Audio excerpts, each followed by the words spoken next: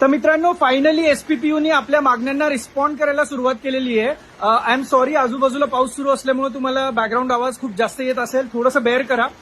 तर फोटोकॉपी आणि रिव्हॅल्युएशनच्या बाबतीत ज्या लोकांची फोटोकॉपी अप्लाय करायची राहून गेलेली होती त्यांच्यासाठी 1 एप्रिल आणि 2 एप्रिलला एक्सक्लुसिव्हली 2 दिवसासाठी ती लिंक ओपन करण्यात येते आणि फोटोकॉपी मिळाल्यानंतर सुद्धा परत 2 दिवसाची लिंक ओपन करण्यात येते रिव्हॅल्युएशनसाठी. त्यामुळे ज्या ज्या लोकांचा फोटोकॉपी आणि रिव्हॅल्युएशन मिस झालेलं आहे त्यांच्यासाठी गोल्डन ऑपॉर्च्युनिटी आहे. परत कारणं देऊ नका आणि ही ऑपॉर्च्युनिटी मिस करू नका.